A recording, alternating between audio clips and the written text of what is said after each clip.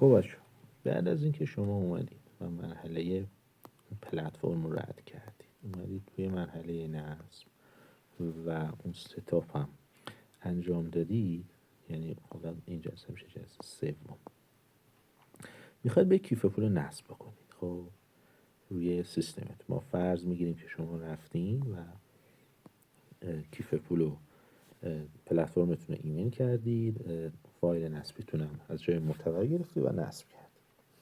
این مراحلی که اینجا من میخوام بهتون بگم بچه‌ها مراحل کلیه، ممکنه توی جزئیات کیف پول با هم تفاوت داشته باشن که دارن. خب من خیلی به صورت کلی و عامیانه میخوام یه سری مراحل کلی رو بهتون بگم که متوجه بشین داستان کیف پول چجوریه. ببین موقعی که شما میرید تو بحث کیف پول و ولت رو نصب میکنید، معمولا کیف پول ها اول کار که نصبشون کردین به شما 2 تا گزینه میدن.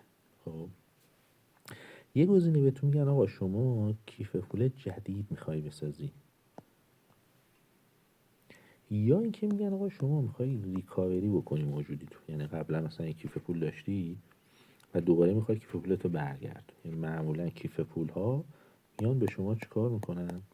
میان به شما این 2 تا گزینه رو میدن. حالا تو قسمت نیو چجوریه؟ شما اگر که گزینه نیو رو بزنید، توی مرحله بعد میاد به شما معمولا اینجوریه، یا 8 تا یا 12 تا یا 24 تا، که الان 12 و 24 خیلی بیشتر، به شما کلمه معنادار انگلیسی میده. خب اینا باید شما یادداشت کنید. اینا چی هن؟ به اینا میگن بچه‌ها کلمات ریکاوری.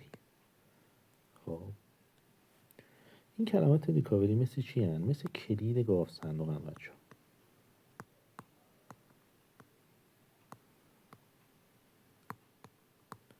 یعنی چی؟ یعنی شما فرض کنید که مثلا یه گاو صندوقی دارید که داخلش یادمه مثلا سکه طلا و نقره و نمیدونم دلار و این داستان هست. کسی که این کلید گاو صندوق داشته باشه میتونه به موجودی شما دسترسی پیدا بکنه. پس نکته مهم چیه؟ نکته مهم توی این مرحله اینه که شما این کلید گاو صندوقتون رو ایمن نگه دارید، که حالا بهتون میگم که چجوری باید ایمن نگه دارید، حالتهای عامیانش. توی مرحله بعد معمولا اینجوریه که کیف پول ها میان یه سری رمز از شما میخوان. خب رمز ها متفاوته، یعنی کیف پول ها متفاوته. بعضیشون میان یه رمز ورود بهتون میگن آقا شما انتخاب کنید. این رمز ورود برای چیه؟ این رمز ورود برای اینه که شما میخوای وارد کیف پول بشی، این رمز رو بزنید، که معمولا این رمز ورود میاد گوشه‌ای که اثر انگشت داشته باشه با اثر انگشت انجام میشه. یه سریاشون هم میان یه رمزی از شما میگیرن، خب رمز انتقال اسمش. این مال چیه؟ مال موقعی که میخوای تراکنش بزنی، باز دوباره این رمز رو ازتون میخواد، که ممکنه باز هم دوباره حالت اثر انگشتم باشه. یعنی رمز انتقال شما انتخاب میکنید، اما میگید که آقا بایومتریکم برای من فعالش بکنه و تمام این 2 تا کارو، یعنی ورود به کیف پول و موقعی که میخوای تراکنش بزنی، یا با این رمز اثر انگشت چیکار میکنی؟ انتخاب میکنی. تو مرحله بعد اتفاقی که میفته اینه که میاد و به شما میگه که خب حالا اینا رو انتخاب کردی، چه کوین هایی رو میخوای من برای شما بیارم کیف پولشو. حالا کیف پولا متفاوتن دیگه، ممکنه مثلا از یه دونه کوین تا 150 تا کوین و بیشتر ساپورت بکنن. این دیگه بستگی به این داره که مثلا شما داری از چه کیف پولی استفاده میکنی. پس اینجا میاد مرحله چی میشه؟ مرحله انتخاب کوین یا شبکه‌ای که میخوای باهاش وار بکنی توی این مرحله، و بعدم که دیگه وارد کیف پول میشه. حالا اگر که شما، نکتهش اینجاست، اگر که شما این مرحله رو، یعنی رمز انتقال یا رمز ورود فراموش بکنید، خب یا مثلا گوشیتون رو از دست بدید، میتونید چیکار بکنید؟ میتونید بیاد با استفاده از این 12 و 24 تا کلمه دوباره این مراحل رو با استفاده از قسمت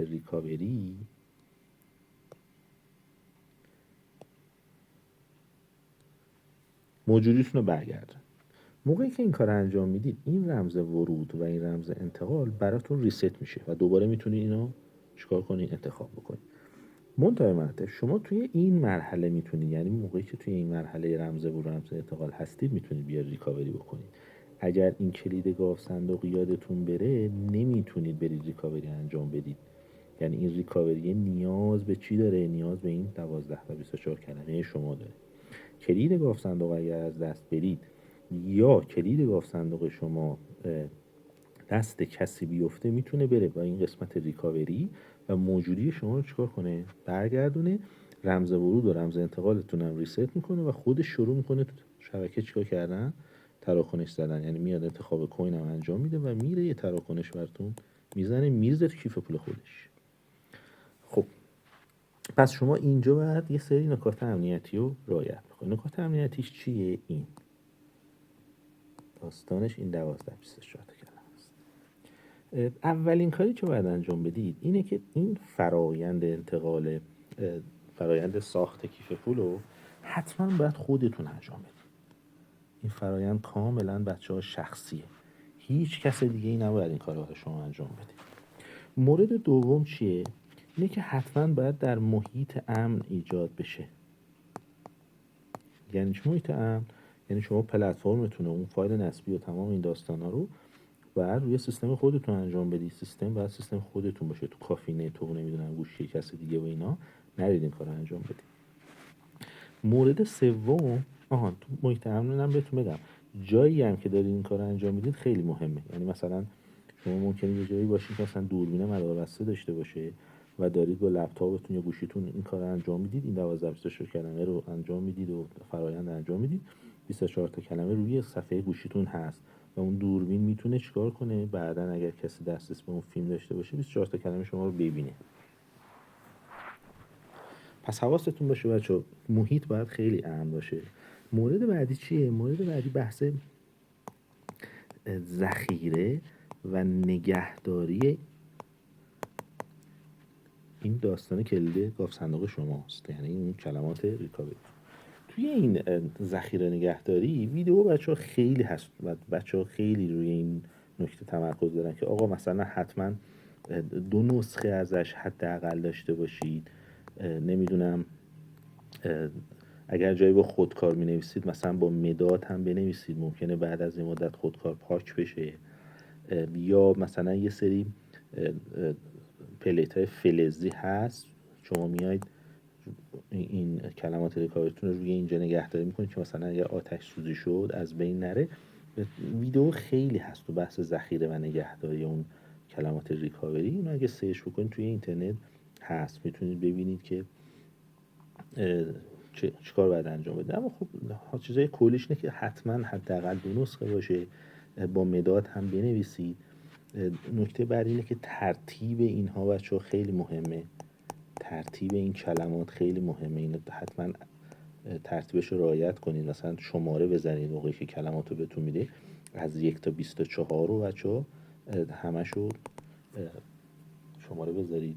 جابجا ننویسید که بعدی رو یادتون بره.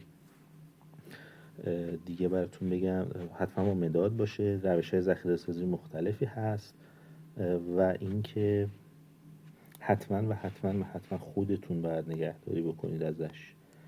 اگر که دست کسی دیگه ای باشه به راحتی میتونه با اون مرحله ریکاوری موجودیتون رو ریکاوری کنه و انتقال بده.